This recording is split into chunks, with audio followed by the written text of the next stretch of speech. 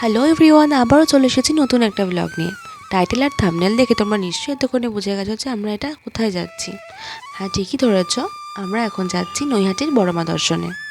আজকের এই ভিডিওটা একটু স্কিপ না করে ফার্স্ট টু লাস্ট দেখতে থাকো, কারণ আজকের ভিডিওতে রয়েছে তোমরাও যদি নৈহাটিতে এসে বড়মার কাছে পুজো দিতে চাও তাহলে কিভাবে আসবে, কখন আসবে, কতক্ষণ লাইন দিতে হবে, মন্দির কোন দিন বন্ধ থাকে, মন্দিরে পুজো কখন শুরু হয়, কখন লাইন দাঁড়ালে লাইন কম থাকে, কবে গেলে মায়ের ভোগ প্রসাদ পাবে, ডালা কোথা থেকে কালেক্ট করবে, সমস্ত ইনফরমেশন তোমরা পেয়ে যাবে এই ভিডিওতে।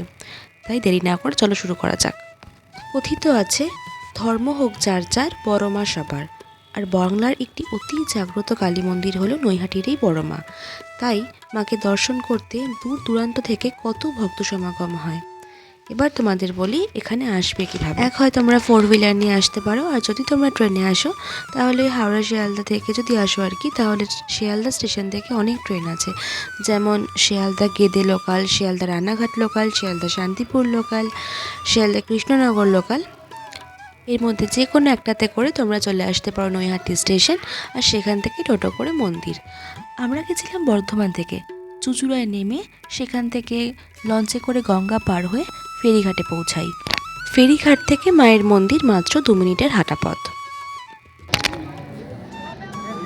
মন্দিরের বাইরে এরকম ডালা বিক্রি হয় অনেক জায়গায়, 51 টাকা 101 টাকার ডালা পাওয়া যায়। তো আমরা যেখান থেকে ডালা নিয়েছিলাম সেখানেই জুতো রেখে আমরা তাড়াতাড়ি করে আগে লাইনটা দিলাম, কারণ যত তাড়াতাড়ি তোমরা লাইনে দাঁড়াতে পারবে তত তাড়াতাড়ি তোমরা পুজোটা দিতে পারবে, আর না হলে অনেকক্ষণ লাইন পড়ে, সেটা তোমরা সবাই জানো।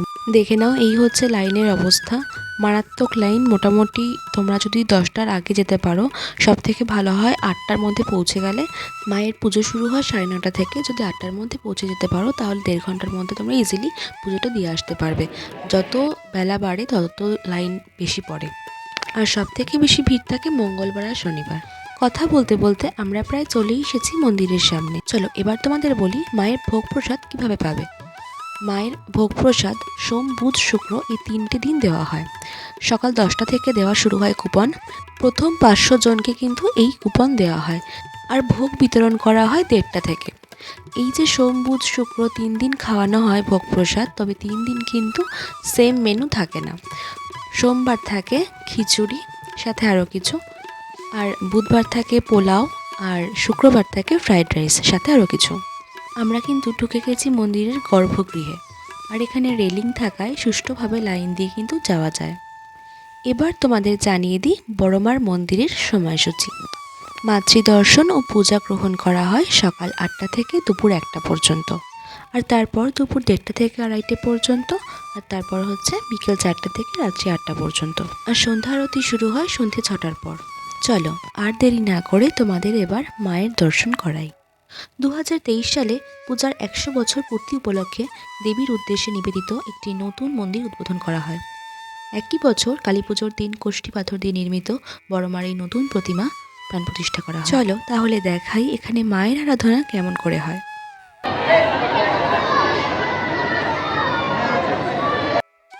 এখানে মা প্রাথমিকভাবে বড় কালী বা ভবেশ কালী নামে পরিচিত ছিলেন। এই পুজো চক্রবর্তী পরিবারের দ্বারা আয়োজিত হতো এবং কেবলমাত্র তাদের মধ্যেই সীমাবদ্ধ ছিল।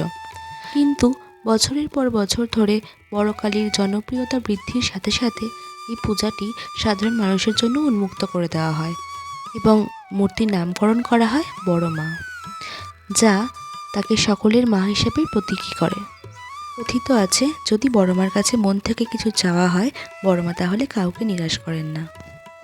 যদি তোমরা ভিডিওটা এতটা দেখে থাকো তাহলে আশা করছি তোমাদের ভিডিওটা ভালো লেগেছে। যদি সত্যি ভালো লেগে থাকে তাহলে একটা লাইক করে দিও, আর তোমাদের বন্ধু বান্ধবদের মধ্যে শেয়ার করে দিও। আর যদি চ্যানেলে নতুন হয়ে থাকো তাহলে সাবস্ক্রাইব করো। আজকে এই অবধি, দেখা হচ্ছে নেক্সট কোনো ভিডিওতে।